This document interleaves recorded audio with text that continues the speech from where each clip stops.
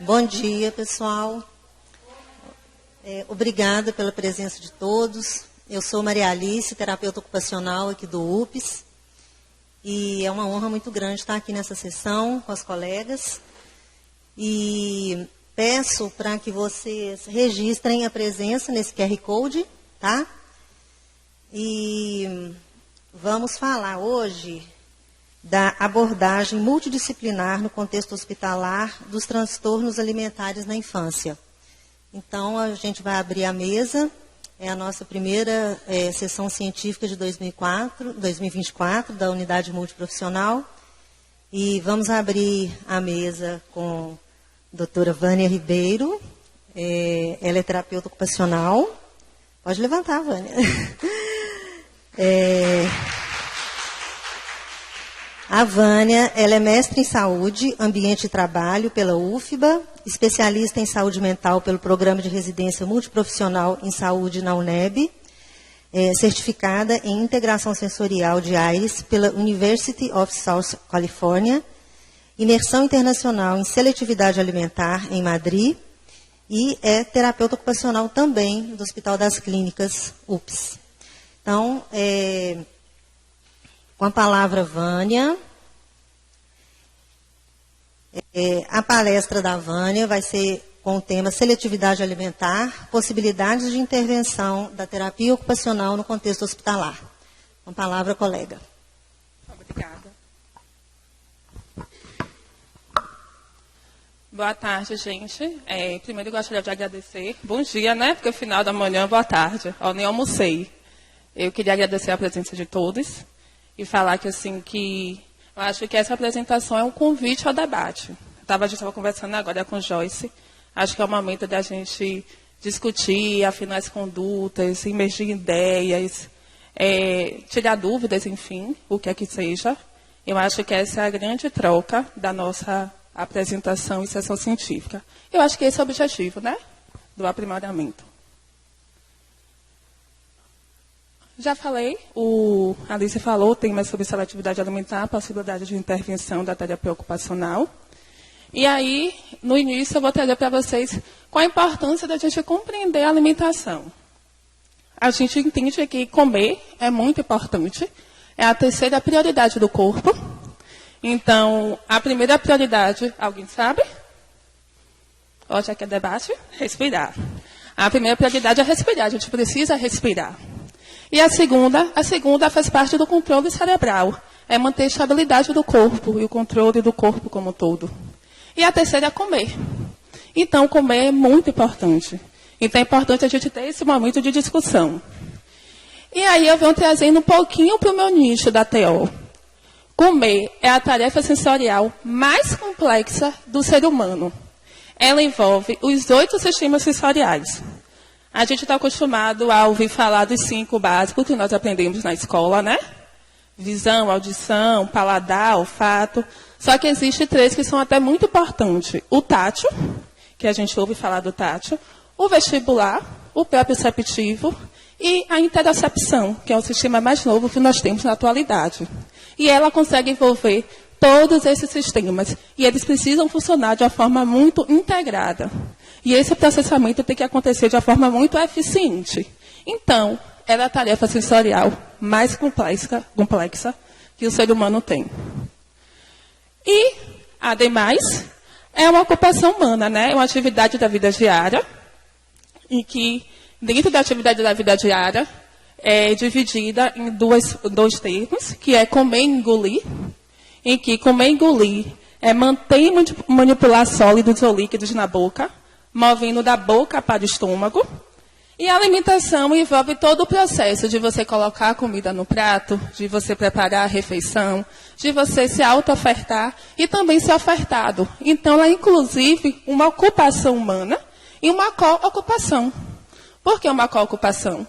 Porque nem sempre a gente consegue comer de forma independente. É preciso que o outro ofereça essa comida para você. Então, ela é a co-ocupação. E aí eu falo de ocupação humana dentro da TO, a gente fala como se fosse uma coisa mais banal que existe, porque a gente fala sempre. O alicerce ali, o nosso elo de trabalho, a gente trabalha com ocupação humana. E aí eu trouxe para vocês o que é ocupação humana dentro da terapia ocupacional. Então, refere-se às atividades diárias que as pessoas realizam e trazem sentido e propósito para a vida. Então, inclui todas as atividades que vocês precisam, devem e desejam fazer.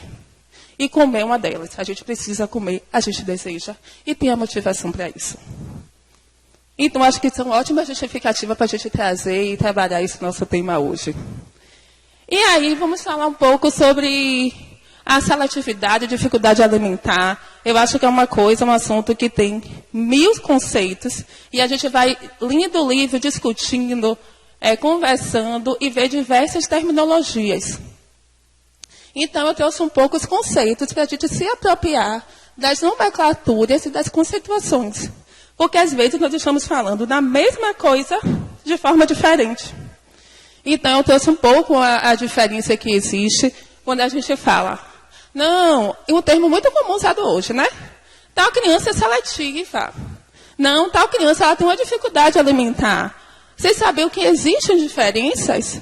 Então, assim, a seletividade é uma criança que ela é um pouco mais exigente. Se a gente fosse pensar em uma escala, seria um caso mais leve, vamos dizer assim.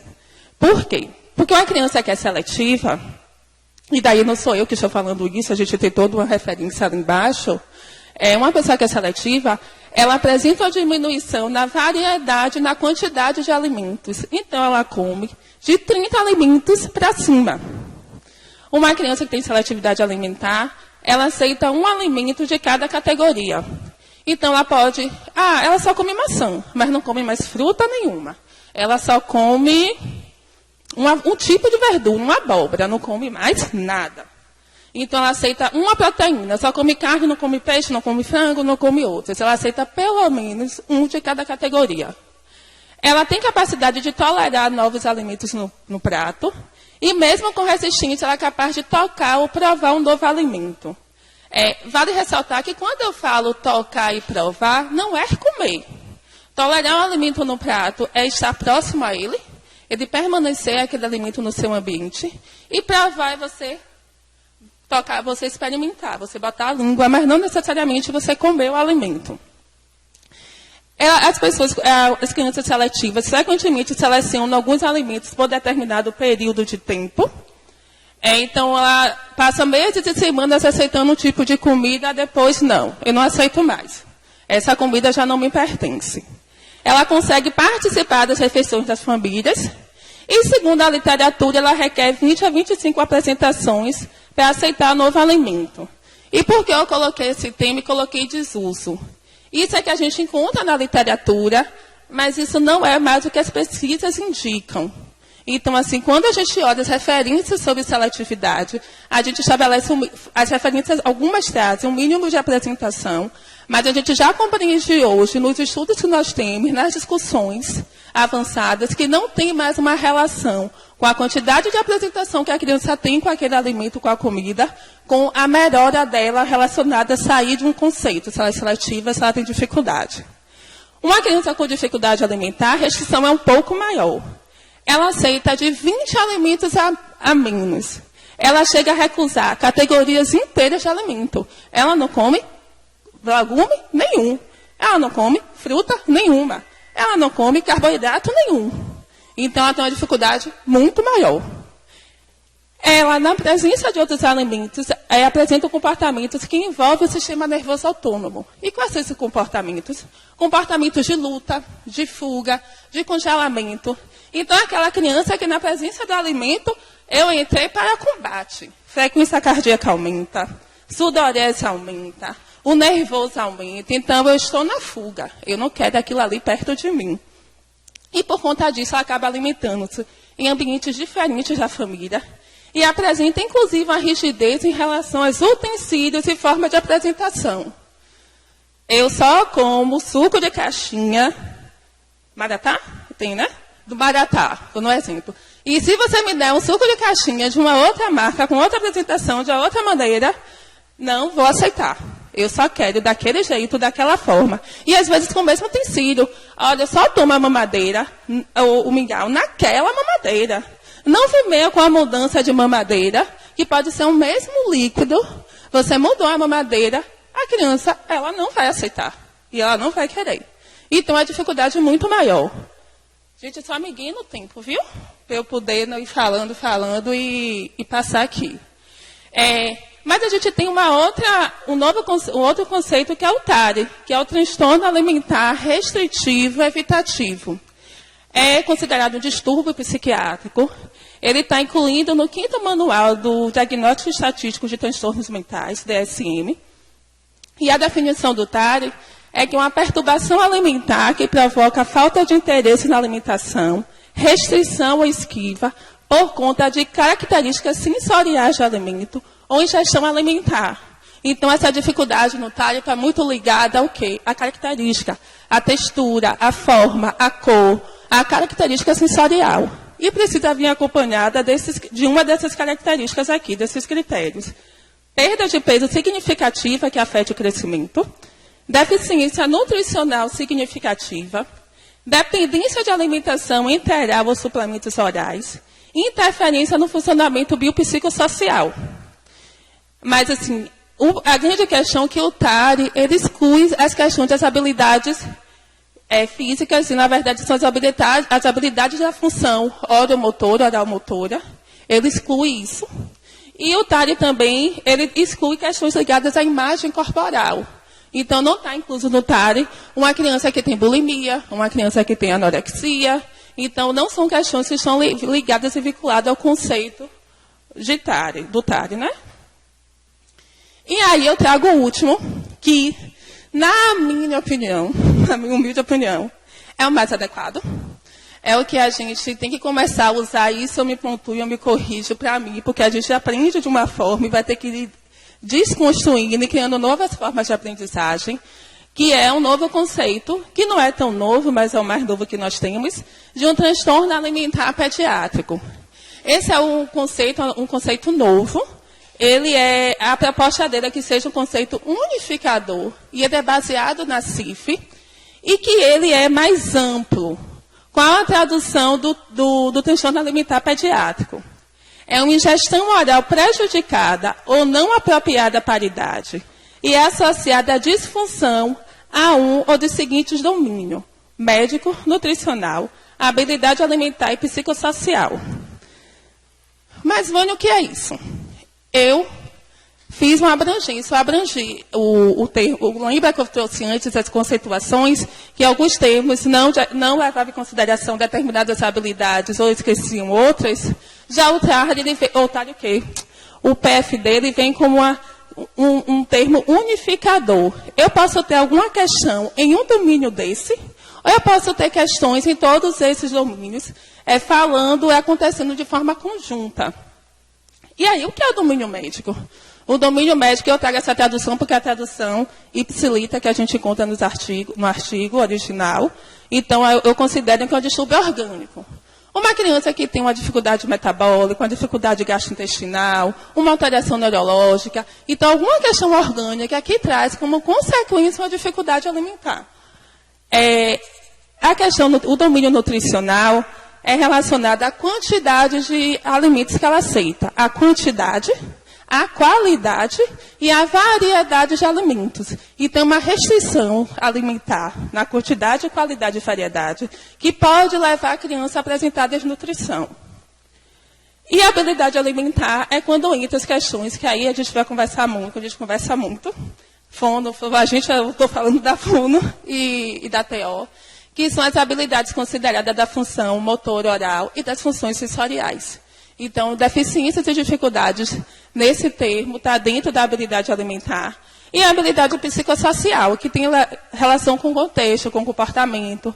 Então, crianças muito rígidas, manejo da família com a questão da alimentação, que interfere muito, hábitos alimentares daquela família e daquele contexto. Então, a gente consegue ver que esse termo ele unifica e engloba vários domínios. Então, ele traz uma discussão, inclusive, multidisciplinar. E a partir do momento que ele traz discussões multidisciplinar, a gente começa a falar um termo único.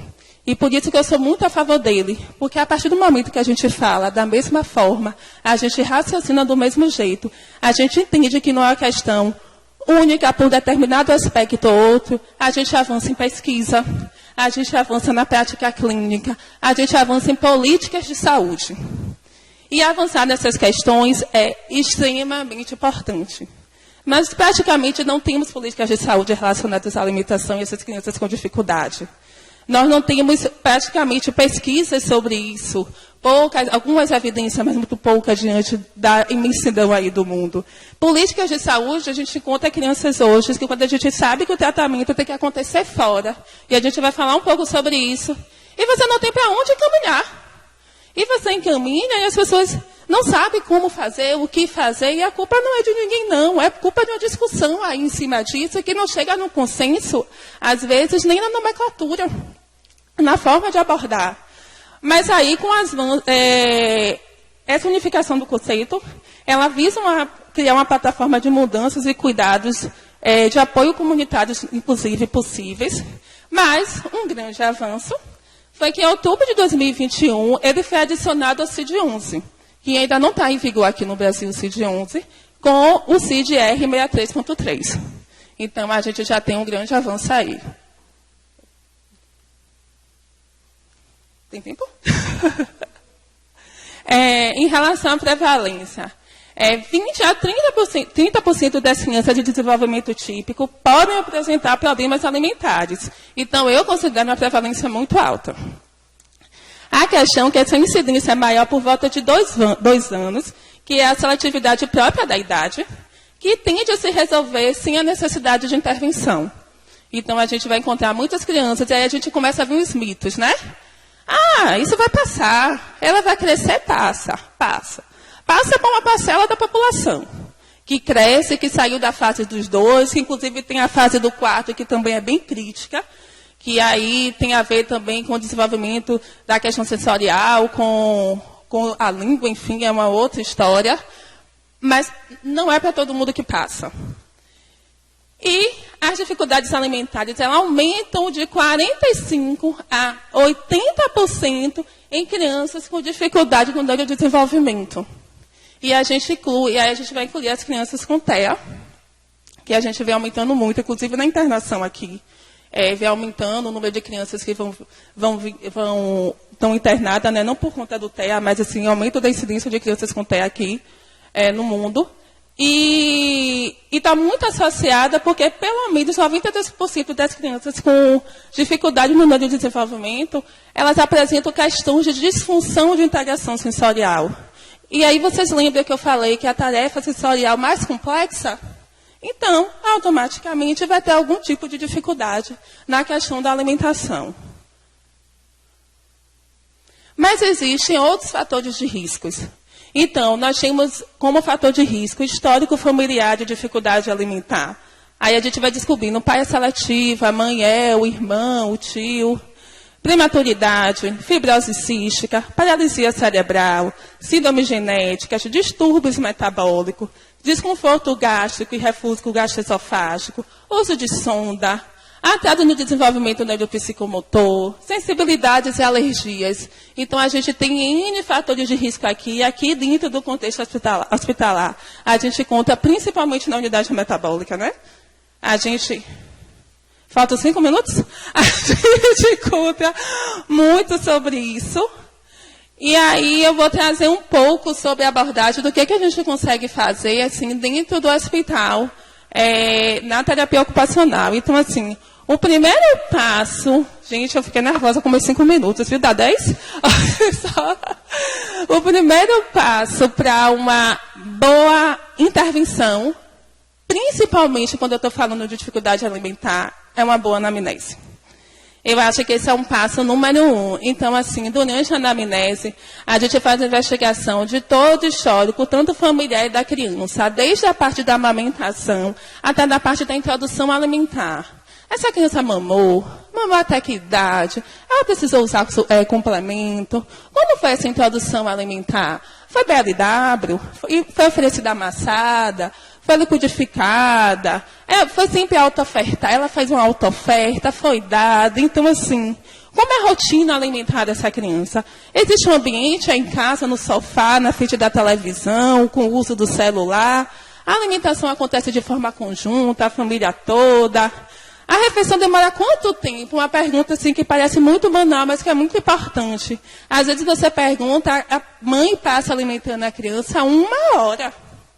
1 hora ali naquela luta diária para poder fazer a criança comer, que a gente vê. E as preferências alimentares.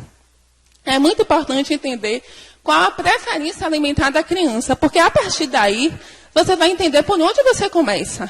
Porque toda preferência alimentar ela tem um sentido. Seja pela questão motora, seja pela questão comportamental, ou seja pela questão sensorial. Como são esses alimentos? Ela só gosta de alimentos duros, pastosos, macios. A preferência dela é por cores. Eu gosto mais de vermelho, de amarelo. E o gosto? A preferência da criança são por gosto forte, mais amargo, ou mais doce, ou mais salgado. Então, você entender a preferência alimentar da criança vai te dizer muito de qual alimento você pode começar e ter êxito. Sempre conjunto com a equipe de nutrição e sempre pensando do que ela precisa, porque a gente tem que escolher também o alimento dentro do que a criança precisa. Se a criança só come proteína e está gastando energia, correndo, vamos entrar com carboidrato. Vamos escolher esse alimento como aquele alimento cerne, para que ela tenha um mínimo ali do que ela precisa de pensar nutricionalmente. Dentro do quê? Das preferências alimentares dela. E aí a gente também tem que ver o desempenho ocupacional da criança. Como é a destreza, a habilidade dela com os utensílios, com o garfo, com a faca, usa algum tipo de adaptação, de recurso, ela sinaliza a fome à sociedade, como é que ela reage à solicitação do adulto, tem muita pressão, ela fica ansiosa, como é que esse ambiente, existe uma pressão que é escondida e não faz carinho, pô, mamãe vai ficar muito feliz se você comer. A gente acha que não está pressionando de jeito nenhum. Vocês nem imaginam a pressão que a gente faz quando a gente fala isso. Seu amiguinho, ele come. Será que você consegue se esforçar um pouquinho e comer um pouco? Então, existe toda uma pressão que pode acontecer em cima disso.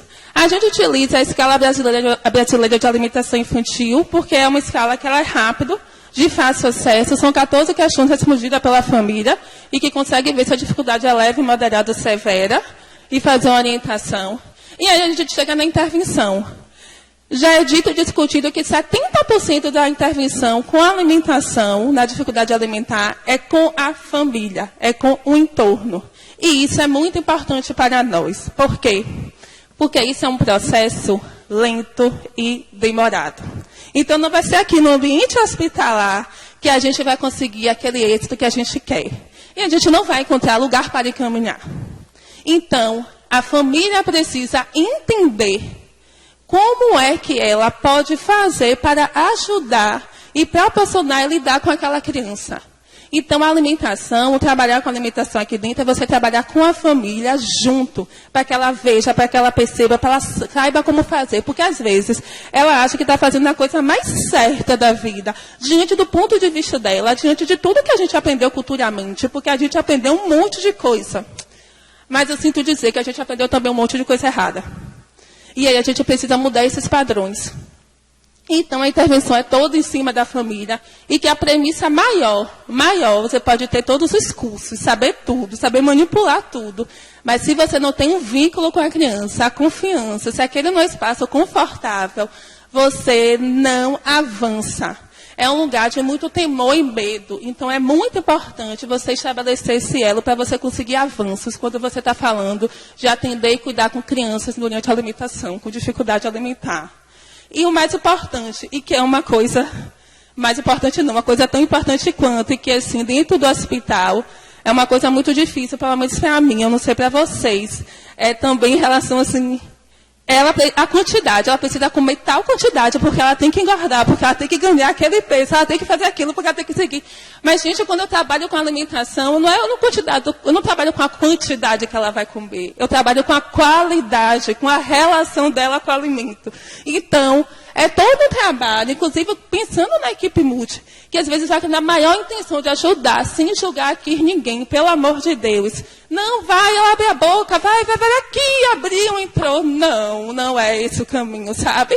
Então, um trabalho muito de educação e saúde, de você poder entender como fazer essas intervenções.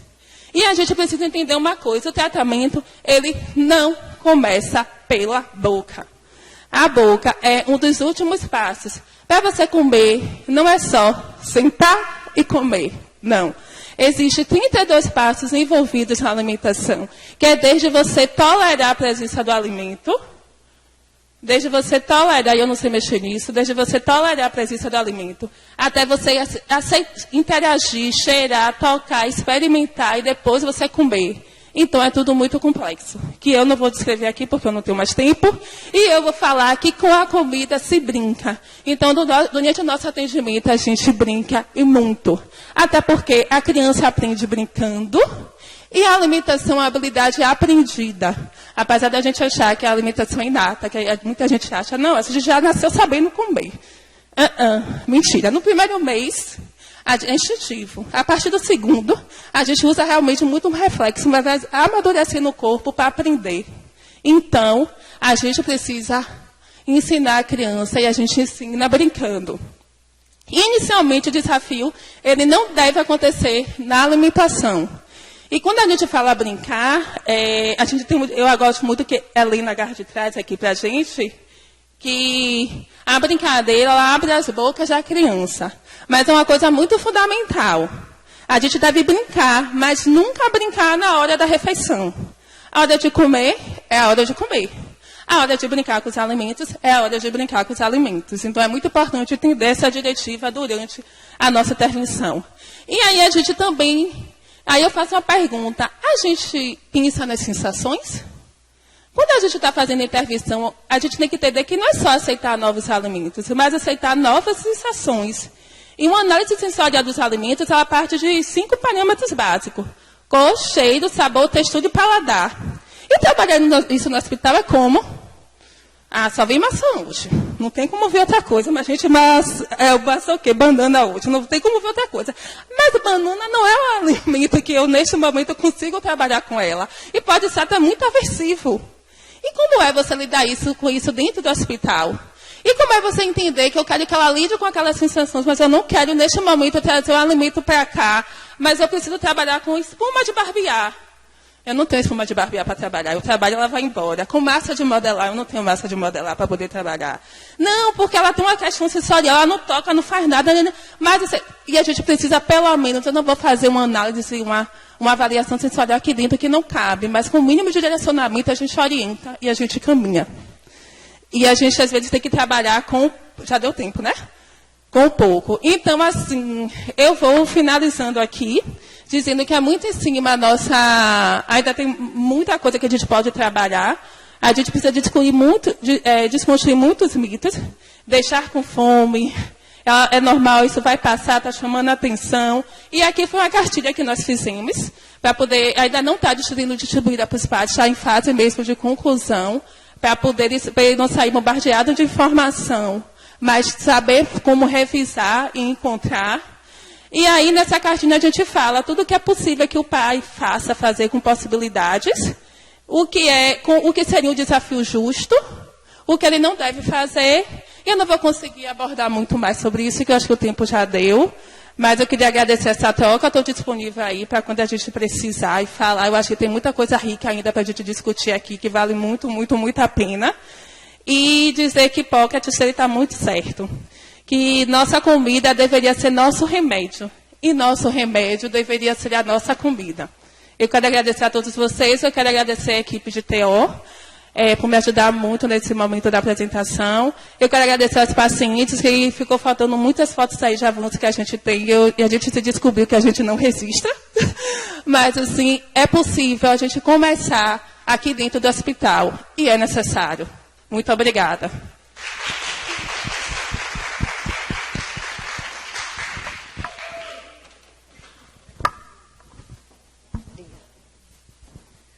Quero agradecer muito, né, a Vânia, pela excelente palestra.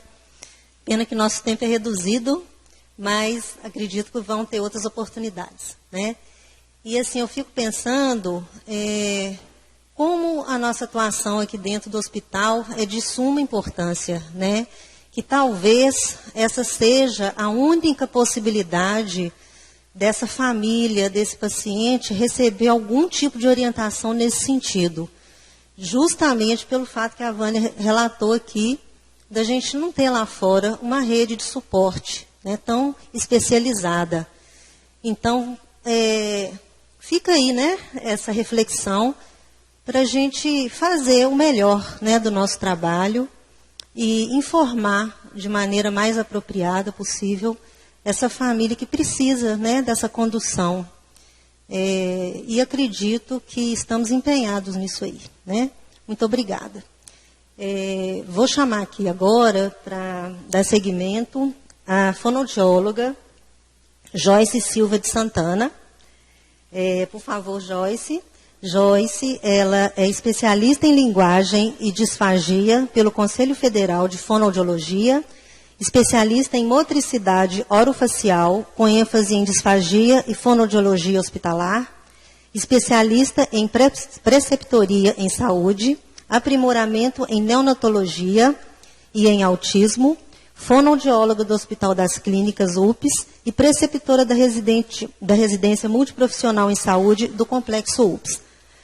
Joyce vai falar sobre seletividade alimentar, possibilidades de intervenção, distúrbios alimentares pediátricos, um olhar fonoaudiológico. Com a palavra, Joyce, por favor. Bom dia, para mim é um prazer estar falando aqui nessa sessão tão rica, tão importante. Como eu falei para a Vânia desde o início, eu acho que a sessão vai ser muito proveitosa para nós enquanto equipe, né? Então é realmente um assunto que é polêmico, não só aqui no hospital, nacional e internacionalmente, porque é um assunto que é discutido recentemente, então os diagnósticos são recentes, os consensos são recentes, mas estamos no consenso, porque a literatura que você trouxe foi basicamente a que eu trouxe também. Então, o distúrbio alimentar pediátrico, que foi o que Vânia falou do DFP, que seria a sigla em inglês, né? E atualmente a gente segue essa sigla de distúrbio alimentar pediátrico, que seria a antiga dificuldade alimentar, né? E aí eu vou trazer, abordar o assunto de acordo com essa referência. Pode passar.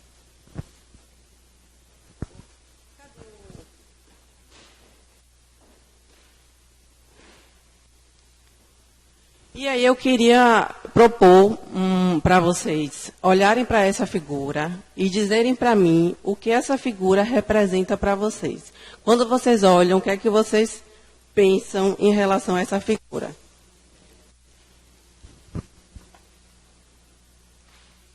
Amor.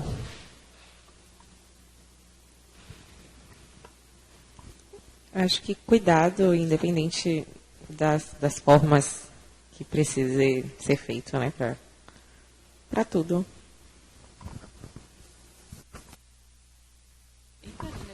Acaba que repete um pouco o que elas falaram, mas é afeto, essa troca em diversas formas de alimentar.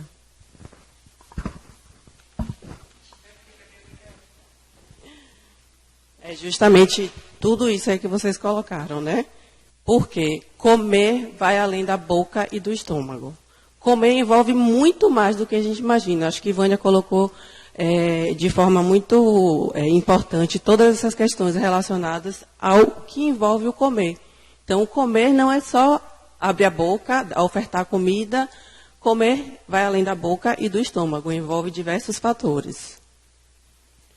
E aí eu trago o fator, a representação social, cultural e afetiva que a alimentação tem. Né? Então, a alimentação, ela perpassa por crenças culturais e familiares. A gente vê nessa figura, na cultura oriental, as crianças nessa idade, ó. Essa criança deve ter 6, 7 meses. Ela já está ali com o hashi, comendo, tendo aquela habilidade de comer com o hashi. Então, perpassa por esses fatores culturais, né? Essas questões sociais. A socialização, fatores afetivos emocionais, que foi o que a gente acabou de abordar agora, né? E a motivação. Essa criança precisa estar motivada a comer. E isso, todos esses fatores aqui, ó, dentro de um ambiente hospitalar, todos esses fatores estão comprometidos.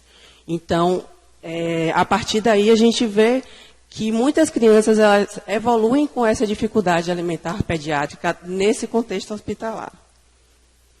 Comer não é inato, como o Vânia já colocou também. Comer é um comportamento aprendido. Ele é inato apenas ao nascimento e nem para todas as crianças.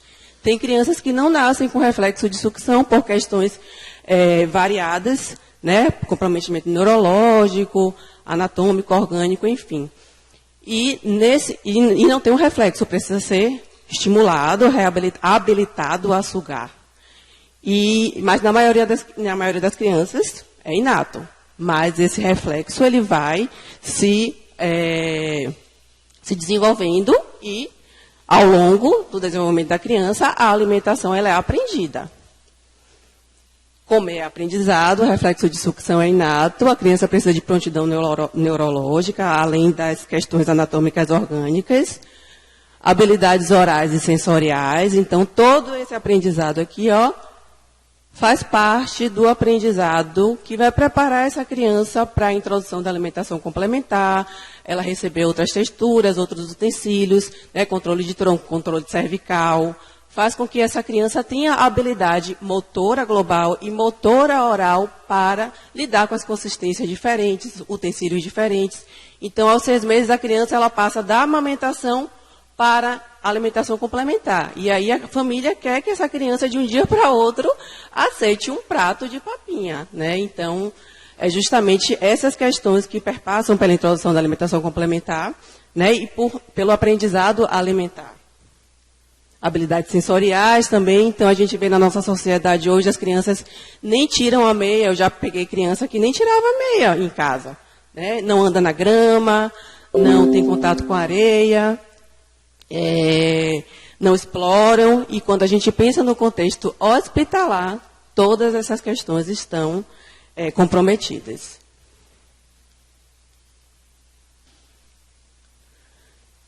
E aí eu trago para vocês justamente o que Vânia também já trouxe, né, a questão da incidência dos distúrbios alimentares pediátricos, essa questão do contexto social, que eu acabei de falar, né, que o que acaba que tem aumentado o número e a incidência dessas crianças que evoluem com a dificuldade alimentar por conta dessa questão social, pandemia, tela, dinâmica social como um todo, né? É uma mãe que precisa trabalhar e a criança fica com a babá, é uma mãe que muitas vezes contexto social como um todo, né? Da sociedade moderna, capitalismo, então a gente vem tendo uma modificação e um aumento dessa incidência, né? E aí, como Vânia trouxe, desenvolvimento normal 25% a 35%, de acordo com essas referências, tá? A resolução do Conselho de Fonoaudiologia também. E com as crianças que no desenvolvimento, esse número aumenta para até 80%. E já tem literatura que fala em 90%. E aí a gente precisa ter todos esses sistemas, neuromotor, sensorial e sensório-motor oral integrado para que essa criança tenha um desenvolvimento alimentar e uma habilidade alimentar eficiente, segura, eficaz, prazerosa. E quando não há esse aprendizado, que é o nosso caso, né, de muitos pacientes que a gente acompanha, muitas vezes não há esse aprendizado, porque desde que ela nasceu, ela está restrita à alimentação por via alternativa, a tubo, a sonda, a fixação, aspiração, procedimento cirúrgico. Então, são crianças que muitas vezes não estão expostas e não são oportunizadas a esse aprendizado. E aí, além disso, aliado a isso, as crianças que estão internadas e que também, muitas vezes, desde o nascimento, né, como a gente pega vários pacientes, ou crianças que vieram internadas por motivos diversos e desenvolvem aqui dentro de um contexto hospitalar por conta de todas essas questões também, né? Essa relação dela com o alimento acaba sendo prejudicada.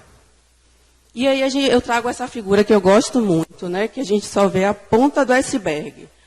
A ponta do iceberg, meu filho não quer comer. Aqui a gente vê não só a ponta do iceberg com a mãe, mas com a equipe toda, né? Então, assim, já está liberado para comer. Chama a fono, que ele já pode comer. Já tem quadro clínico estável e pode comer.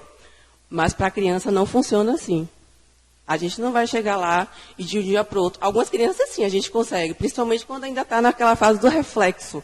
Reflexo de sucção, da amamentação, mas as crianças maiores não. Porque as memórias negativas, os procedimentos ficam engramados, né? Então, a gente precisa reconstruir muitas vezes essa relação da criança com o alimento e a família, né? A família é o ponto, eu sempre falo para as minhas residentes, elas sabem, a família é o ponto principal dentro desse contexto hospitalar. A gente precisa chamar essa família entender e se imbricar no processo, porque senão a gente não vai conseguir. E aí, o fundo do iceberg, né, o que a gente vê, todas essas questões, né, emoções, pensamentos, habilidades de planejar e executar ações, doenças ou incapacidades orgânicas, ideias ou crenças, habilidades e capacidades, memórias, sensações processadas no corpo ou cérebro, ou seja, tudo que a gente vem abordando que prejudica esse contexto. Esse é o consenso que Vânia também trouxe, essa referência, né, do DFP, que é aqui no Brasil, a nomenclatura que a gente tem utilizado é o distúrbio alimentar pediátrico, tá? Isso já está bem estabelecido. E aí eu usei esse consenso, que é o que a gente usa aqui no hospital também para diagnosticar essas crianças, do ponto de vista de serviço de fonoaudiologia. E esses dois documentos. Esse que é do Conselho Federal de Fonoaudiologia de 2022 e esse da Sociedade Brasileira de Pediatria de 2022 também. E aí, Vânia já abordou, acho que não cabe eu ficar detalhando, né, sobre o conceito de distúrbio alimentar pediátrico, envolvendo esses 4 fatores orgânicos, nutricional, habilidade alimentar e fatores psicossociais. E aí a disfunção médica, eles trazem como questões anatômicas mesmo, né? Disfagia, distúrbio gastrointestinal, questões cardiológicas, respiratórias, que vão estar interferindo nesse processo. A disfunção nutricional, crianças que muitas vezes evoluem com desnutrição, né? Com DEP grave, muitas vezes. Ingestão significativa restrita, significativamente restrita de um ou mais nutrientes, necessidade de nutrição enteral ou suplementação. Então, a gente pode ter um fator desse, como a Vânia colocou, ou todos os fatores, ou 2 ou 3. Disfunção da habilidade alimentar, né? Então, muitas vezes essa criança precisa adaptar essa textura, é uma criança que precisa precisa adaptação da textura para que ela consiga ter, por exemplo, uma criança que só aceita pastoso. Não adianta a gente fazer um pastoso, só aceita pastoso homogêneo. A gente tem que ir pelo conforto sensorial dela, né? Então, muitas vezes, essa restrição dessa habilidade alimentar, né, dessa dificuldade de uso do utensílio, de posicionamento, né, a gente também vai ter esse critério.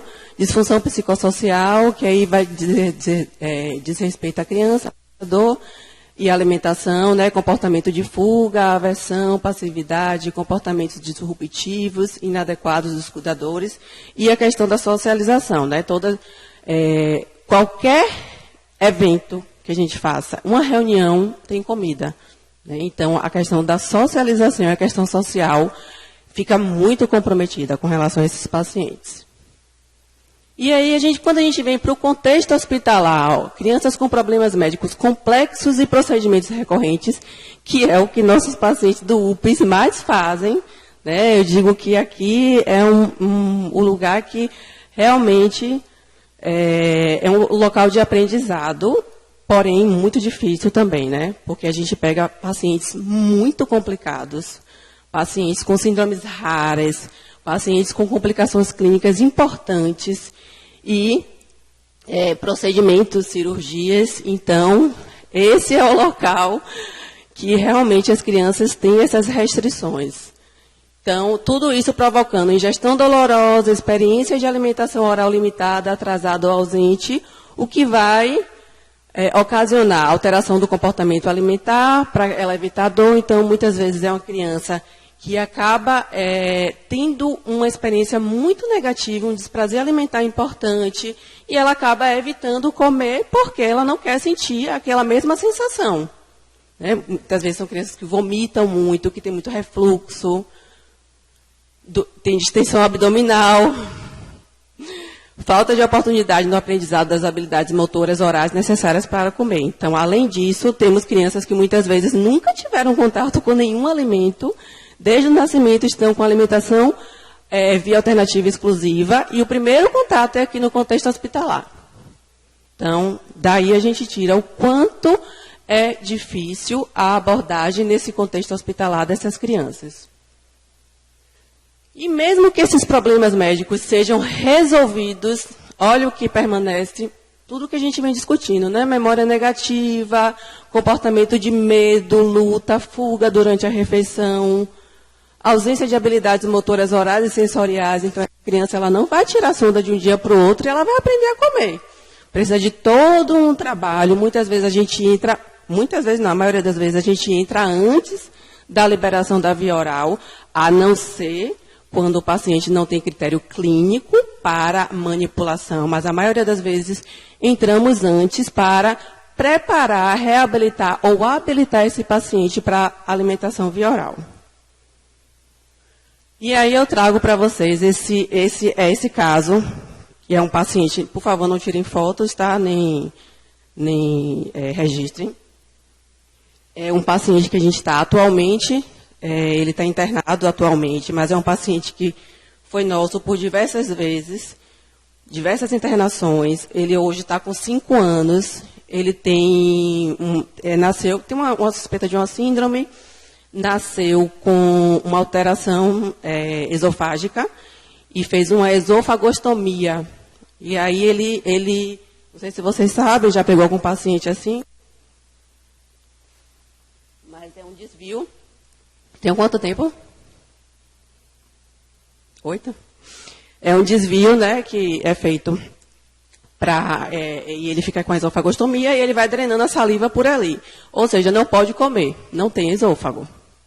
E aí ele foi internado várias vezes. Essa aqui foi uma das primeiras internações. Peraí. Tem como você clicar para parar esse? É porque vai... Ah, tá. Não. Então eu vou passar primeiro esse vídeo, porque esse vídeo é o atual. Ele agora, com 5 anos, fez a reconstrução esofágica, e aí estamos no caso para habilitar esse paciente a não só deglutir, mas ressignificar a relação que ele não teve com o alimento. Era um paciente que acabava aqui em casa, ele comia, tá? Mas saía tudo pelo esôfago. A mãe dizia que ele comia escondido, que ele já estava grande. Ele pegava o biscoito e comia o biscoito. Quando ela ia ver, já estava todo melado, saía pela esofagostomia. E aí, ele retorna para a gente com a traqueostomia, com gastrostomia, que foi realizada desde o primeiro internamento dele. E aí, atualmente, essa filmagem foi semana passada. Ou foi essa semana? Semana passada. Ele comendo picolé. Picolé e pirulito, que é o único alimento que está liberado para ele no momento. Ele vai reabordar. Oi. Tá tranquilo. Ele vai reabordar, porque ele teve uma decência da cirurgia, fez uma fístula, ou seja, mais um processo. Mas a equipe de cirurgia do hospital liberou picolé e pirulito para a gente fazer. E ele começou a aceitar. Mas foi luta. Muita luta. Chute, tapa. Não está indo.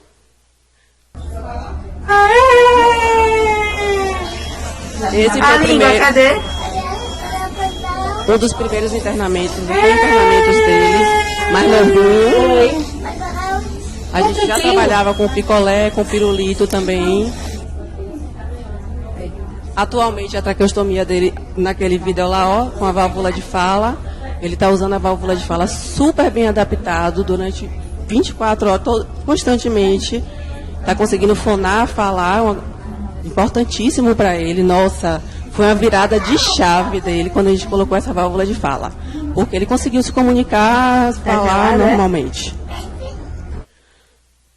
E aí, mesmo que os problemas resolvidos, a gente tem, né, como eu já falei, a ausência dessas habilidades, falta de motivação, de regulação do ciclo fome e saciedade, porque essa criança tem que comer de 3 em 3 horas, tem que ter um volume adequado para ela, tem a questão nutricional, então são vários fatores que a gente precisa estar atento e que implicam nessa evolução dessa criança. Memória negativa, inabilidade ou desconforto a se alimentar, e é o que aparece aqui, bem grande, uma recusa alimentar. É o comportamento de recusa alimentar, de fuga. Essa recusa alimentar faz com que esse paciente tenha uma dependência de uma via alternativa de alimentação, seja a curto, a médio ou a longo prazo. E muitas vezes a gente precisa fazer uma via alternativa de alimentação a longo prazo, porque a gente precisa deshospitalizar essa criança. O ambiente hospitalar não é propício para ela, não vai ter o aprendizado que ela precisa aqui no hospital. Então, tem casos de dificuldade alimentar severa que a criança tem indicação de fazer uma gastrostomia. Isso é muito difícil para a equipe, isso é muito difícil para a família, mas tem casos que são analisados e que precisam realmente, porque essa criança precisa ir para casa. Ela vai aprender em casa, ela vai ressignificar essa relação dela com o alimento e ela vai evoluir. O que acontece com muitos pacientes que saem daqui e a gente, inclusive com um dos nossos pacientes, né, Sandra, que a gente vou abordar aqui, que foi o paciente que a gente fez a abordagem e em casa ele evoluiu. Até trouxe um vídeo que Sandra me cedeu, que a mãe passou para ela, da evolução dele em casa. Então, assim, uma criança que em casa ele evoluiu super bem, mas aqui foram 8 meses de internamento e a gente não conseguiu. E aí as experiências orais, o momento da refeição, socialização fica comprometido quando a gente tem uma criança em uso de via alternativa e uma criança hospitalizada, falta de oportunidade no aprendizado da alimentação, ingestão dolorosa, falta de motivação, autorregulação, memórias negativas. Tudo isso perpassa. Esse é outro caso de outra criança também que a gente atendeu esse ano, ou foi ano passado. Me ajudem. Ano passado. 1 minuto, tá?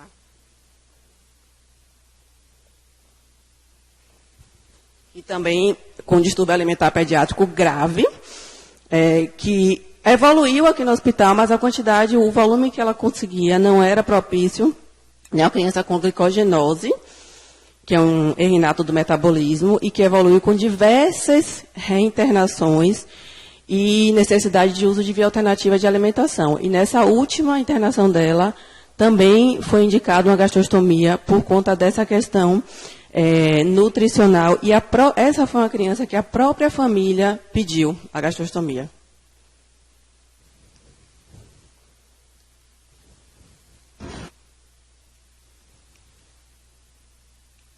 Não está ainda. Aí foi quando ela começou a voltar a aceitar os alimentos. A família vinha, olha esse aqui, ó, é a mãe e o pai. A família vinha no horário, o pai, o avô, vinham nos horários da alimentação. E foi assim que ela começou a aceitar a refeição, principalmente o almoço.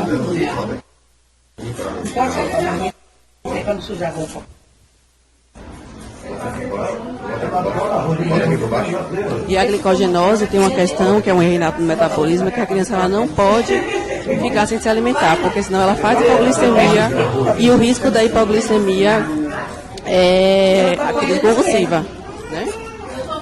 E complicações. Esse é o paciente que eu acabei de abordar, né? Que foi um paciente que foi bem difícil para a gente também, que foi o paciente que precisou da gastrostomia para deshospitalização. Aqui foi ele no hospital. Infelizmente, a gente não tem mais vídeos dele da abordagem, no ponto de vista hospitalar, mas foi uma criança que a gente atendeu desde que ele foi admitido. Ele foi admitido com 1 mês de idade e ficou aqui durante 8 meses. Ou seja, ele não teve aprendizado nenhum do ponto de vista alimentar. A gente fazia sucção não nutritiva, mas era um menino que vomitava muito, era um menino que distendia, fazia hipoglicemia, irritado, choroso, teve vários períodos de complicação clínica. Foi um menino que fez uma cirurgia, uma pancreatectomia, e depois dessa pancreatectomia, conseguimos abordar do ponto de vista de volume alimentar. Mas antes disso, não conseguíamos volume alimentar por conta dessa questão. Vômito, hipoglicemia, distensão, dieta com infusão contínua o tempo inteiro, porque ele fazia hipoglicemia severa, de 30, 20, 40. Então, assim, foi uma criança bem complicada. Mas, atualmente, ele está Quero também em chocolate, casa. iogurte, abacate, biscoito, presunto e melão. Quero comer toda hora uma torta de amora, bolinha de anis ou caju. Eu gosto mais de torrada e uma baita fritada de carne de cobre e tatu. Eu gosto mais de torrada e uma baita fritada de carne de... Ele está em casa, comendo o vídeo com a mamadeira. Eu não consegui baixar, mas o vídeo, porque acho que a mãe fez em um formato diferente.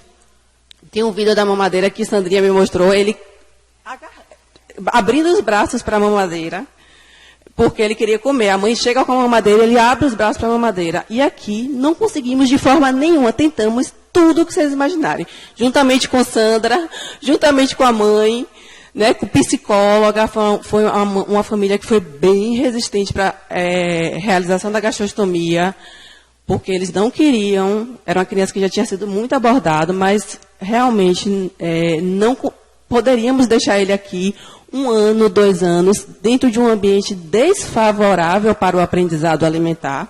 Então, em casa, em pouco tempo, olha como ele evoluiu. Então, a gente precisa também entender que a gastrostomia não é o fim. Muitas vezes é o começo. O começo de uma nova história, uma nova relação com esse alimento. Essa criança precisa viver. E ela não vai viver com uma via alternativa de alimentação no nariz.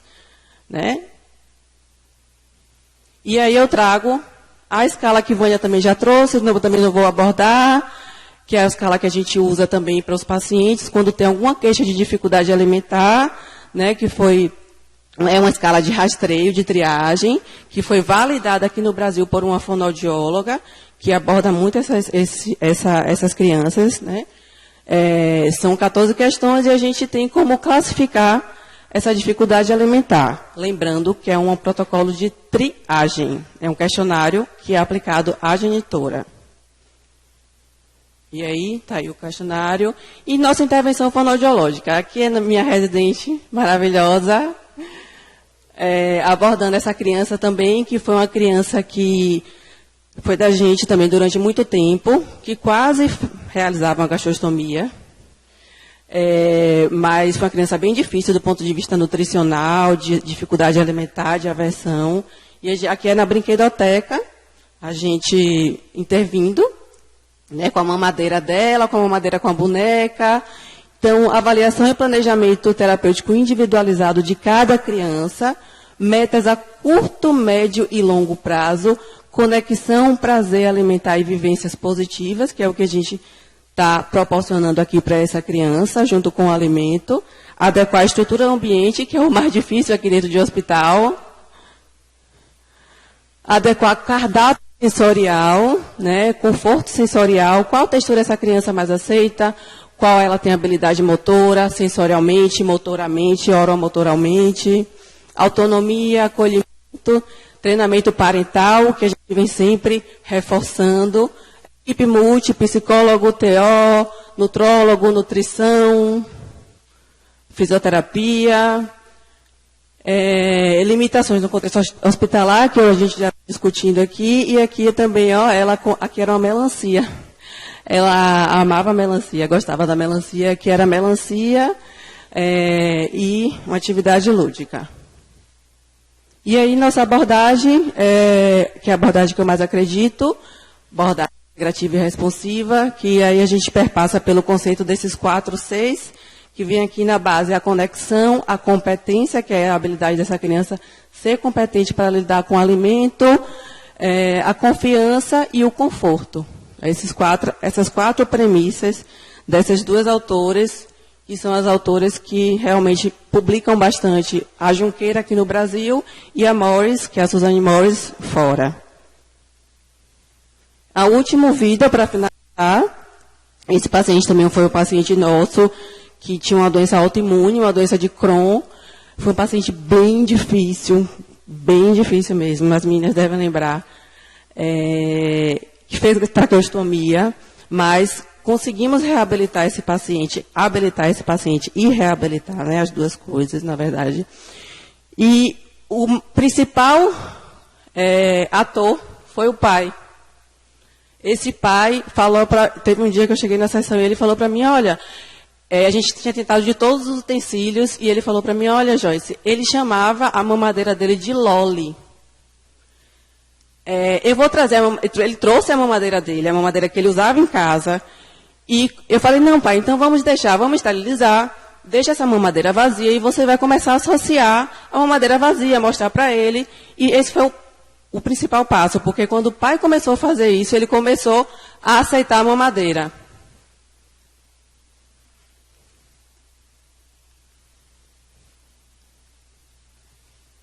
Vê se você consegue ir por aí. Esse aqui primeiro.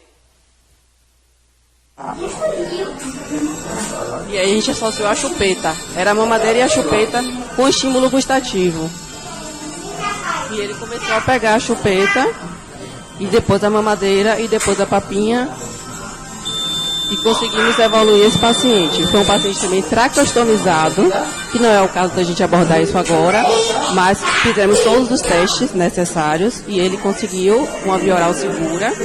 Foi um paciente também que usou válvula de fala, doamos a válvula de fala para ele, ele saiu de válvula de fala e até hoje provavelmente ele está porque não voltou mais e assim, era um paciente que não tinha critério para decanulação naquele momento. Aperta aí o outro.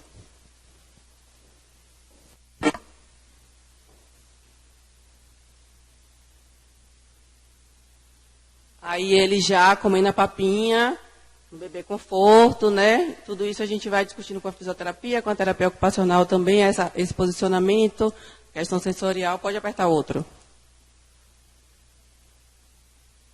O último. Aqui ele com válvula de fala já. O último. Esse aqui, ó. Aí.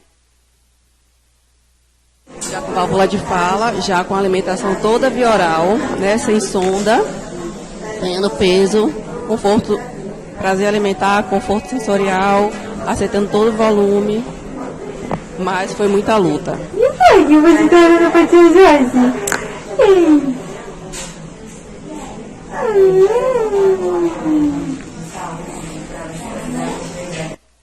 E aí é isso que eu queria trazer para vocês, minha equipe linda, maravilhosa.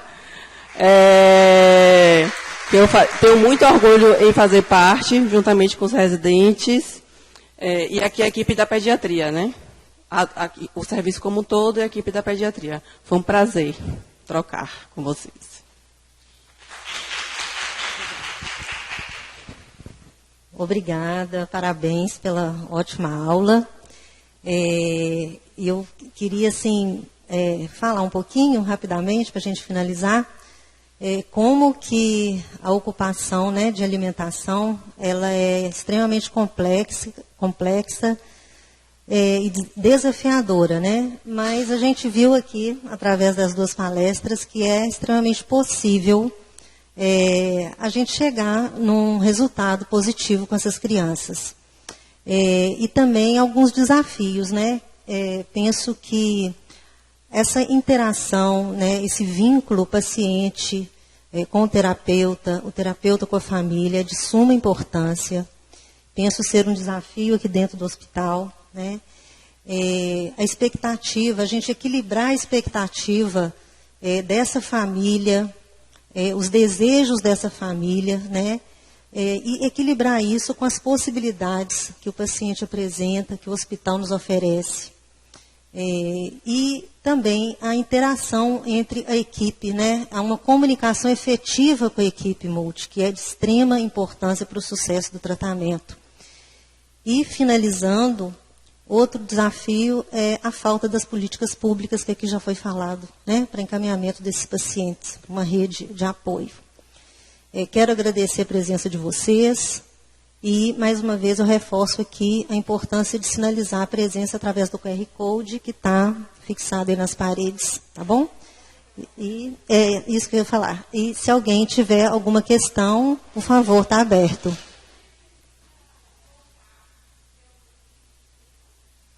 Viu o quê?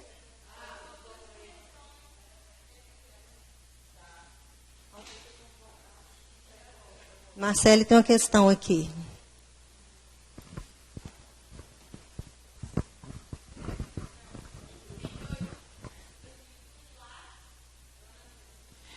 Boa tarde, gente. Primeiro, parabéns pela apresentação das duas colegas. Foi extremamente esclarecedor. E a pergunta que eu vou adiantar logo, né, por causa do tempo, e é sobre... Vânia trouxe em um determinado momento que não tem muitas pesquisas na área de seletividade alimentar, né, Joyce, vocês trouxeram mais ou menos, basicamente, as mesmas informações científicas, porque eu acho que são as referências para os profissionais da área. Mas eu queria perguntar para vocês se tem algo, se vocês já viram, se tem essas discussões do reflexo todo esse processo, né, para o adulto, no caso, né, o paciente que não tem uma questão neurológica em si, não tem uma questão de síndrome genética e tal. Se tem já pesquisas, se tem já discussões sobre o reflexo desse processo na pessoa adulta, porque a gente pressupõe que essa pessoa adulta digo assim, o paciente que não foi tratado de forma adequada, que não teve equipe multi, que não passou por uma TO, por uma fono, e que entrou nesse processo dos mitos, né, que Vânia trouxe muito, que não teve um tratamento de fono também, né, uma assistência. Então, eu pressuponho que essas crianças se tornam adultos com questões. Né? Mas eu acho que ainda não tem pesquisa na área sobre isso.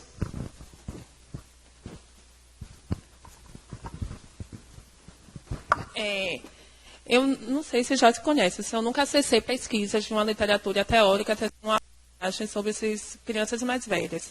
O que eu vejo em curso, que eu faço, que eu já fiz, assim, é de técnica dos Estados Unidos, ela faz uma formação aí internacional, ela trouxe um pouco no curso dela também, e uma outra terapeuta ocupacional, Bárbara Moura, que discute sobre isso, que fala que estão crescendo, sim, os adultos mais exigentes, então, mas quando não tem uma questão, uma alteração neurológica, é mais pela questão sensorial, comportamental, tem uma habilidade maior para fazer isso, você consegue melhorar um pouco o conforto sensorial, mas usando muito técnicas cognitivas, porque assim, o que é que tem a gente fala muito de motivação, então o que mais a gente vê nesses adultos é a socialização, que foi um ponto que Joyce trouxe. Então, assim, ele participa de evento, vai para aniversário, está com outros amigos, e aí ele tem um desejo, mas não consegue, assim, não consegue comer, ou então prejudica a rotina de vida. Então, estão chegando em consultórios, essas pessoas trazendo, para mim nunca chegou, e aí vai dando um conforto, porque assim, não adianta não é tudo cognitivo, se você não tem um conforto, aquilo vai ser aversivo para você, mas ele consegue talvez diz mais, e vai criando estratégias, e umas estratégias que dão muito resultado pelos cursos, isso nunca chegou a mim, eu estou falando de experiência de outra, é a técnica mesmo, assim, dos pouquinhos. É você começar com pequenas variações, uma mordida menor, misturando algumas questões no prato, mas avaliando mais fundo sensorialmente, você descobrindo se é uma hiperreação, se é uma discriminação sensorial, você consegue trabalhar os alimentos e dando estímulos orais, sensoriais, para organizar melhor. Ele vai tendo ao longo esse ganho comportamental. Mas escrito, eu nunca vi.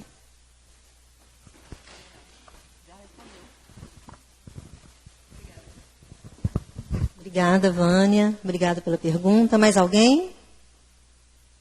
Então vamos encerrar. Mais uma vez agradeço a todos, viu? Boa tarde.